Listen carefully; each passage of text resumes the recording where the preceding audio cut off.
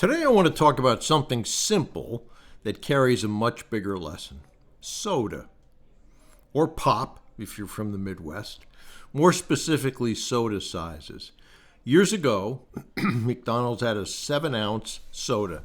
That was in 1955. Later, the sizes grew. 16 ounces in the 70s, 32 ounces in 1998, and then during the Supersize era, about 2002, 42 ounces.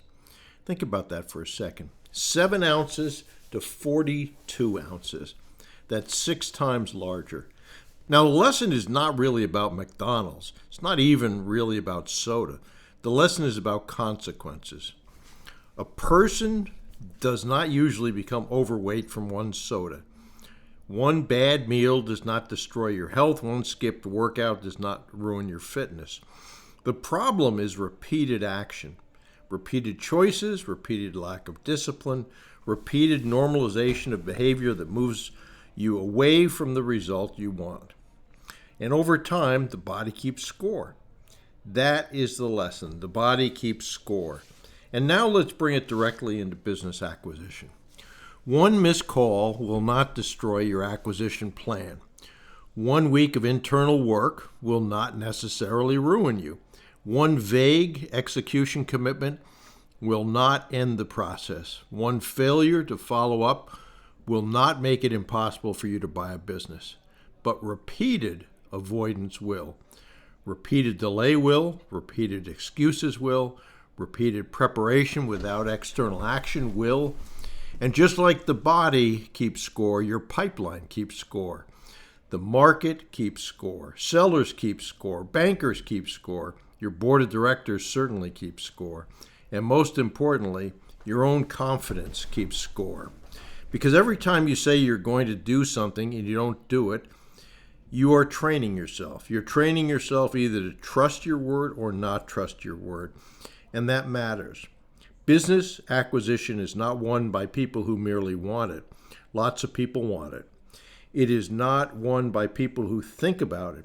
Lots of people think about it. It's not won by people who talk about it. Lots of people talk about it. It is won by people who take disciplined external action week after week, even when they do not feel like it.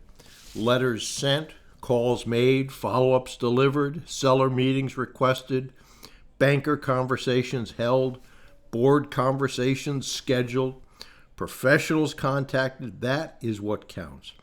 Not because those actions guarantee a result every time. They do not. One letter may not get a response. One call may not produce a meeting. One banker conversation may not produce financing. One seller meeting may not produce a deal. But repeated action compounds.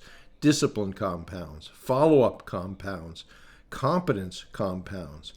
Confidence compounds. And eventually, opportunity begins to appear for the people who are still in motion. That is the positive side of consequences. There are negative consequences for lack of discipline, but there are certainly also positive consequences for discipline. You become sharper. You become more confident.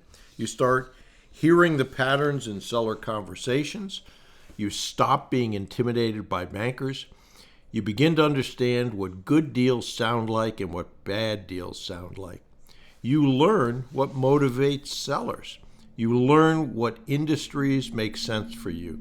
You learn what your board needs to see. You learn how to move from theory into a transaction.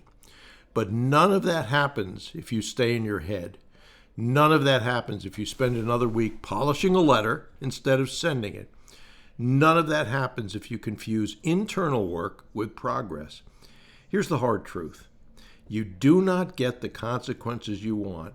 You get the consequences your repeated actions create. That is true with health. It's true with money. It's true with relationships. And it's certainly true in business acquisitions. If you repeatedly avoid outreach, the consequence is no pipeline. If you repeatedly fail to follow up, the consequence is a lost opportunity. If you repeatedly make vague commitments, the consequence is vague results. If you repeatedly wait until you feel ready, the consequence is delay. But if you repeatedly take external action, the consequence is momentum. If you repeatedly send letters, make calls, follow up, ask for meetings, the consequence is deal flow. And if you repeatedly practice your craft, the consequence is skill. If you repeatedly do what you said you would do, the consequence is self-trust. That is why I keep pushing execution commitments, not wishes, not goals that sound good, not internal preparation, external commitments, external, numeric, controllable, 1 week. That is how you build momentum. So here is the question I want you to ask yourself this week. Are you supersizing your pipeline, or are you supersizing your excuses? Because either way, something is growing. Your action is growing, or your avoidance is growing. Your discipline is growing, or your tolerance for delay is growing. Your pipeline is growing, or your frustration is going. There is no neutral position. Discipline has consequences. So does the lack of discipline. Choose which consequence you want. And I hope you remember, never ask, never get. So keep pushing. I hope that helps. One of the things that I'm in the process of doing is finalizing a course which will be on motivation, discipline, and action.